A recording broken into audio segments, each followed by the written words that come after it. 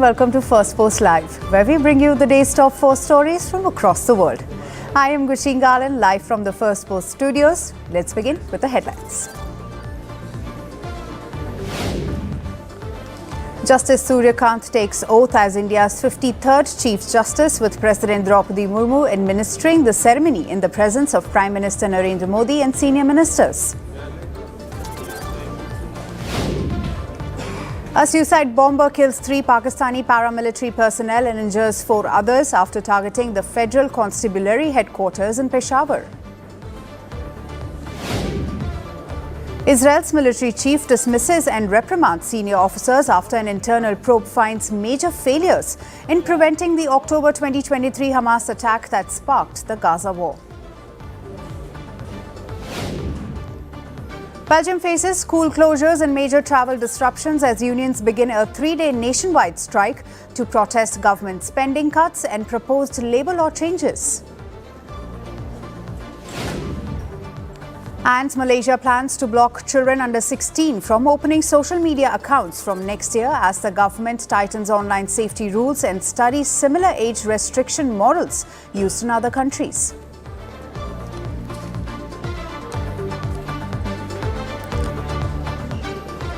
Let's begin with the latest effort to break the deadlock in the Ukraine-Russia war. The United States and Ukraine are pushing ahead today with a revised peace plan, a plan that both sides agreed needed major corrections after the first draft was criticized as too favorable to Moscow. This comes after a full day of talks in Geneva on Sunday, where both teams issued a joint statement calling the discussions highly productive, while acknowledging that several major issues are still unresolved. They have not released any specifics of the revised draft yet. All right, we had a very good day today. I think we made a tremendous amount of progress, even from the last time I spoke to you, and I apologize for keeping you waiting, but there was more work to be done.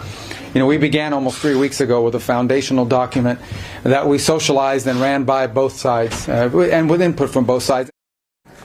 The earlier draft, a 28-point proposal that drew heavy criticism from European nations and Democrats, has now been modified. The original US version required Ukraine to cede territory, accept limits on its military, and drop its NATO ambitions, terms widely seen as tilting towards Moscow. We arrived here today with one goal, and the goal was to take, is 28 points or 26 points, depending on which version as it continued to evolve, and try to narrow the ones that were open items. And we have achieved that today in a very substantial way. Now, obviously, like any final agreement, they'll have to be agreed upon by the presidents, and there are a couple issues that we need to continue to work on. European nations say they were not involved in that first draft, but have now submitted a counter-proposal on Sunday that pushes back against territorial concessions and supports a stronger Ukrainian military.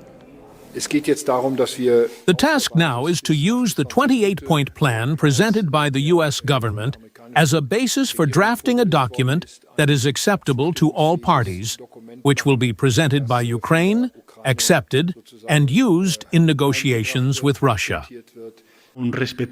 While respecting and acknowledging the efforts made by the U.S. administration, I believe that this plan, this peace proposal, needs to be thoroughly reviewed, above all, so that Europeans and Ukrainians can feel represented and can build the just and lasting peace that Ukrainians logically deserve and need. U.S. Secretary of State Marco Rubio, who led the U.S. delegation, says they have narrowed down the unresolved issues and made substantial progress. The White House says the updated text reflects Ukraine's national interests and addresses their core strategic requirements. President Trump earlier set Thursday as a deadline for President Zelensky to approve the plan, though Rubio says that deadline may now not be set in stone. Now, Ukraine said on Sunday that it will continue to defend its national interests and that its overall position remains unchanged. Tomorrow is also a busy day. We are defending the interests of Ukraine, where the strength of our position, the strength of our state-centric position, of the people's Ukrainian position, is that it is our common position. The unity of Ukrainians in the defense of their national interests and of our independence and our sovereignty. Now, although Kyiv has not issued a formal statement on the updated draft, the The White House says Ukrainian officials believe the revised document meets their security needs. President Zelensky publicly thanked the United States, saying American support, starting with the Javelin missiles, has saved Ukrainian lives. He also said it matters that the Trump team is hearing us and expressed gratitude to Europe, the G7 and the G20 for sustaining their support. As the focus shifts from war to dialogue and diplomacy, fighting on the ground and in the air continues with no full pause on hostilities. The mix of US sanctions, European pressure, draft peace proposals and a conflict that has been ongoing since 2022 forms the backdrop to the latest talks. And while Ukraine says civilian areas have been hit, Moscow has repeatedly denied this, maintaining that its operations target only military and energy infrastructure. So as both sides push towards Thursday, the shape of a possible peace deal is changing quickly, but still faces major hurdles. More rounds of talks are expected through the week. We'll keep tracking those for you. Let's turn to our next story now. Israel has launched its first strike on Beirut in months, saying it has killed Hezbollah's chief of staff, Haytham Ali Tabatabai. The Israeli military describes the man as one of the group's most senior commanders, responsible for its military build-up and operations across the region. The strike hit a residential block in the Haret Harik area of southern Beirut, which is an Iran-backed Hezbollah stronghold. In fact, Israel's latest strike also comes amid near-daily Israeli attacks across southern Lebanon. Lebanese officials say 5 people were killed and at least 28 were injured in the strikes. Lebanese president even called the strike aggression and urged international intervention. On the other hand, Israel's Prime Minister Benjamin Netanyahu said the operation was approved after recommendations from his defense minister and the Israeli defense chief. He said Israel will continue targeting anyone who tries to rearm Hezbollah or threaten northern Israeli communities. The IDF assassinated Ali Tabatabai, the chief of staff of the Hezbollah terror organization. Tabatabai is a murderer. His hands are stained with the blood of many Israelis and Americans, and it is no coincidence that the United States offered a cash reward of $5 million on his head. Tabatabai served as a senior commander in the Radwan force. This is the force that prepared to conquer the Galilee and slaughter many of our citizens.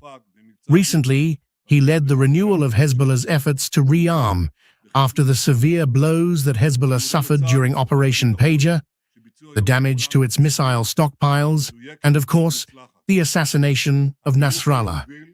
I thank the IDF and the security forces who carried out a professional, precise, and successful operation today. This is the first acknowledged strike on Beirut since June, when Israel hit what it said were underground drone sites. Earlier strikes in 2024 had already killed Hezbollah leader Hassan Nasrallah and severely damaged the group's high-ranking network. Now, in response to the IDF strike, Hezbollah officials say the strike crosses a red line and that its leadership will decide how to respond. Hezbollah issued a statement confirming Tabatabai's death, describing him as a senior commander who remained engaged in confronting Israel until his final moments. The group also highlighted his long-standing leadership role, and in a sharp rebuke, Iran condemned the strike, accusing Israel of carrying out what it called a quote-unquote cowardly assassination of Tabatabai. Reports suggest that Iranian Foreign Ministry also said that Israel's action would not go unanswered. The United States designated the Iran-backed Hezbollah chief a terrorist in 2016, saying he commanded Hezbollah units in Syria and Yemen. Washington had even offered up to $5 million for information on him. Under last year's US-brokered ceasefire, Hezbollah was expected to withdraw from areas south of Litani River and hand over heavy weapons, while Israel was expected to withdraw its military forces from southern Lebanon. Hezbollah, however, has claimed that Israel has been hitting quote-unquote every part of Lebanon since the US-brokered ceasefire was put in place a year ago. Israel and the US have been putting pressure on Lebanon to disarm Hezbollah. Netanyahu said that under his leadership, Israel will not allow Hezbollah to rebuild its power or return as a threat. Listen in. Under my leadership, the State of Israel will not allow Hezbollah to rebuild its power, and we will not allow it to return to pose a threat to the State of Israel. I expect the Lebanese government to fulfill its commitment to disarm Hezbollah, because only in this way will every citizen of Lebanon have a better future, and only in this way will there be a good and secure neighborly relationship between Israel and Lebanon. The Hezbollah leader's death now places both sides at another inflection point. As tensions rise, both sides now wait to see whether this strike triggers an escalation or remains a content show of force in a fragile truce. Moving on, the G20 Summit has concluded in South Africa. India, the world's fastest growing major economy, played a strong and proactive role across sessions and bilaterals. Even Prime Minister Narendra Modi called the summit a milestone for global cooperation. The summit declaration backed global efforts to triple renewable energy capacity and debt resilience for the developing countries. G20 leaders also condemned terrorism in all forms. They called for protection of sovereignty, territorial integrity, and human rights. The leaders agree that multilateral cooperation is essential amid global tensions. The G20 South Africa Summit Leaders' Declaration is more than words. It is a commitment to concrete actions that will improve the lives of people in every part of the world. More than that, it reaffirms our renewed commitment to multilateral cooperation and our recognition that our shared goals outweigh our differences. Prime Minister Modi said the world must now pursue inclusive and sustainable growth. He added that integral humanism offers a balanced development model. Prime Minister Modi proposed 6 new global initiatives at the summit. First, a global traditional knowledge reciprocity to document community wisdom around the world. Second, the G20 Africa Skills Multiplier to train 1 million certified trainers in Africa over the next decade. Third, a roadmap to counter the drug terror nexus to target synthetic drug trafficking and illicit terror financing. Fourth, a G20 global healthcare response team for rapid deployment of medical experts during crisis. Fifth, a critical minerals partnership to improve mineral recycling. And lastly, a satellite data partnership to provide space-based data for the global south. Now on the sidelines of the summit, Prime Minister Modi met the leaders of Australia and Canada.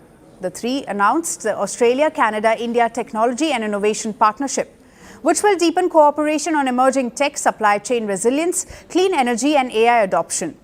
Prime Minister Modi held a leaders' dialogue with Brazil and South Africa. He said the India-Brazil-South Africa or IBSA grouping connects 3 democracies, 3 economies and 3 continents.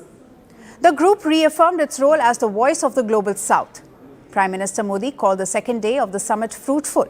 He spoke at 2 key sessions and shared India's view on expanding development initiatives. He also held several productive bilateral meetings with world leaders. The Indian Prime Minister also met Japan's Sanae Takaichi. Both leaders agreed to boost cooperation in innovation, defense and trade. He also met Italy's Prime Minister Giorgia Meloni next. The 2 leaders adopted the India-Italy joint initiative to counter financing of terrorism. They also discussed deeper ties in AI, space, defense and security. And finally, the Indian Prime Minister later met Canada's Mark Carney. Both sides agreed to push cooperation in trade, investment, energy and education. The shared target is $50 billion in trade by 2030. Prime Minister Modi called the G20 summit a success, one that he said would contribute to a more prosperous and collaborative world. And with that, the curtains come down on this year's G20. The leadership now passes on to Washington, with the next G20 summit set to be held in the United States. And our last story is from Washington, where demonstrators filled the streets demanding the impeachment, conviction, and removal of President Donald Trump. The protest branded Remove the Regime was organized by the Grassroots Network Removal Coalition. The event brought together political leaders, longtime activists, young organizers, and artists who urged Congress to act decisively. Performances by the musical groups electrified the crowd before marchers set off through central Washington. The organizers even launched the campaign on Thursday with a rally followed by what they described as a record-breaking direct lobbying effort aimed at persuading lawmakers to support the impeachment. The crowds grew through the day, waving signs, chanting through megaphones and calling for political reset at the highest levels of government. The protesters dressed up as characters from Margaret Atwood's Handmaid's Tale and held up banners reading "Predators out of DC." This is our watch. We cannot wait until some other time, hoping that things will get better in the meantime. No, things are not getting better. Things are getting worse. We must convict. We must impeach. We must have him removed, and we want him removed to make him an example for any future authoritarian who believes that he can take control of the government of the United States of America. This latest demonstration comes in a year defined by record-breaking protests activity across the United States. Just last month, more than 7 million people participated in the New King's protest as the government shutdown dragged on. Those demonstrators voiced fears that the Trump administration was steering the country towards authoritarian tendencies. And on November 15, protesters gathered outside the White House, peacefully wrapping the perimeter in the crime scene tape to symbolically condemn the administration's actions. Earlier, crowds filled the National Mall for a Trump must-go-now rally, marking the one-year anniversary of the president's re-election.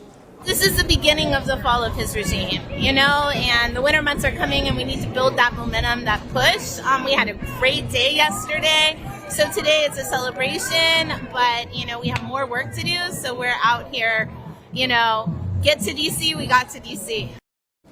Beyond impeachment calls, demonstrators have also pushed back against President Trump's decision to deploy National Guards and intensify ICE operations across several Democratic-led states.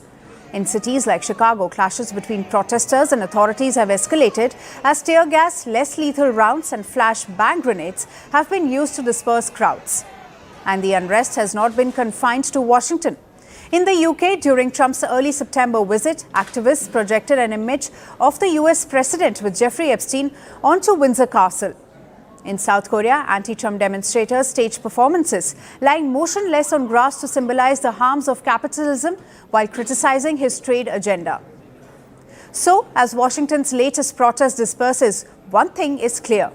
This is not an isolated moment, but part of a sustained, growing movement. Whether it shifts the political landscape or intensifies the national divide remains to be seen. But for now, the voices demanding accountability are only getting louder. That's all for today. Thank you for joining us. I am Gusheen Galan and we'll see you right back here at the same time. Until then, stay informed and stay tuned to Firstpost.